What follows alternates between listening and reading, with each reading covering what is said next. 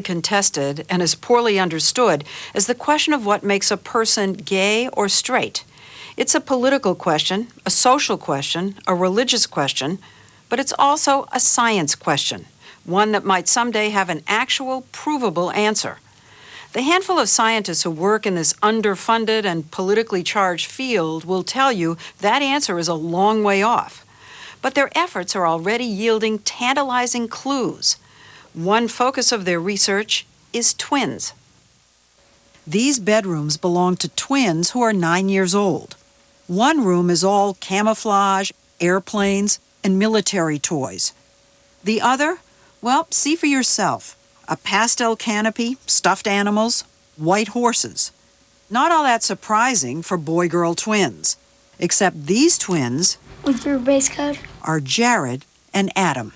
I have the Marines parking only. And when I came for a visit, Jared was eager to show me his G.I. Joe collection. I have ones that say like Marine and SWAT, and then that's where I keep all the guns for them. Adam, on the other hand... This is one of my dolls, Yeah, that is Brat's baby. This is made by the company that made this and this. I hate to interrupt you, but I just noticed you have nail polish on with stars. And diamonds. And diamonds. I have to ask you a question. Did you go to school like that today?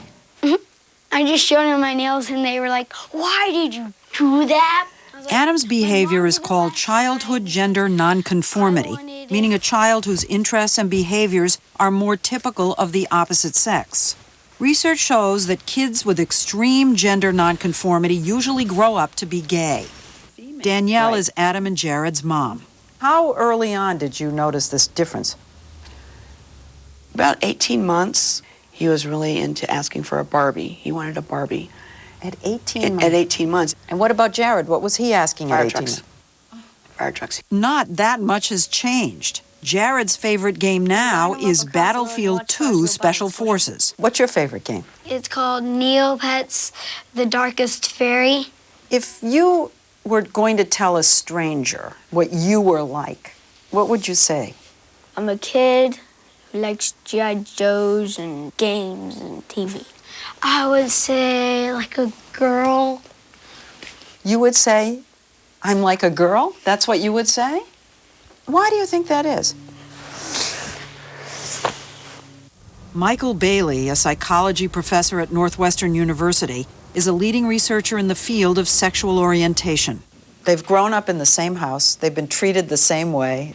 To me, cases like that really scream out, hey, it's not out there, it's in here. There's no indication that this mother is prone to raise very feminine boys because his twin is not that way. So you don't think it's nurture? I don't think that nurture is a plausible explanation. Psychologists used to believe homosexuality was caused by nurture, namely overbearing mothers and distant fathers.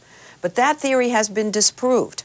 Today, scientists are looking at genes, environment, brain structure, hormones. There's one area of consensus that homosexuality involves more than just sexual behavior. It's physiological. Bailey and his colleagues have set up a series of experiments in his lab at Northwestern. The Chicago winters are harsh. In this study, researcher Gerulf Rieger had gay and straight people sit in a chair and talk. He then reduced them to silent black and white figures and asked volunteers to see if they could tell gay from straight. The idea was to find out if certain stereotypes were real and observable. She looks quite feminine to me. He's gay. This is a man? Already I can see. He's gay. He's straight. That was so powerful. Exactly. Like me, more often than not, the volunteers in the study could tell who was gay and who wasn't. So is the conclusion that gay people do, in fact, move differently? Yeah, absolutely. It's not true 100% of the time. It is true on average. They also studied the way gay and straight people talk. Hi, it's nice to meet you. Would you like to have a drink? Sounds straight to me. And he is straight. Hi, it's nice to meet you. Do you want to go have a drink? Gay. This research is controversial, reinforcing the stereotypes, some say. But to Bailey, the stereotype suggests there's a feminizing of the brain in gay men and masculinizing in lesbians. Ironically, though, when it comes to their sex lives, he says gay and straight men actually have a lot in common. Now that surprises me. Well, straight men tend to be shallow in terms of focusing on looks. Gay men are shallow too. Straight men are more interested than straight women in having casual, uncommitted sex. Gay men are like that too. One has the impression that gay men are much more inclined toward casual sex than straight men. They're just more successful at it because the people they're trying to have sex with are also interested in it. So that the straight man can't find enough women who would go along. But don't you find this interesting, that the one big area where gay men are more like straight men is in sex? I mean, that is Very both interesting. amusing and odd. And it suggests that whatever causes a man to be gay doesn't make him feminine in every respect. There must be different parts of the brain that can be feminized independently from each other. But how and when does this feminizing occur? If the differences were already apparent in childhood, that would point to an early, perhaps even genetic origin. And that's what Bailey and Rieger are testing in a new study using childhood home movies. Here, volunteers were asked to rate each child's femininity or masculinity. Oh, so girly. I took the test How about a big smile? and rated both these girls highly feminine. Then he showed me this little girl. She's really not girly. Isn't that interesting? Okay. She's not girly. I'm going to give him a masculine. These cars go in there too. 8,693 plus 4 divided by half. What does that equal? Jennifer! Turns out these physical differences can emerge fairly early. This little girl, she grew up to be straight. This little girl grew up to be a lesbian.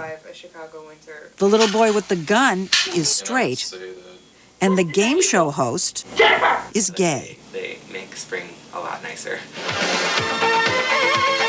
If you can spot a child's future sexual orientation before he even knows he has one, doesn't that prove it's genetic? Studies have shown that homosexuality runs in families, so genes must be the answer. But then the researchers tell you identical twins can have different sexual orientations. We found Steve and Greg Lofts in New York. As identical twins, they had the same upbringing, have the same DNA,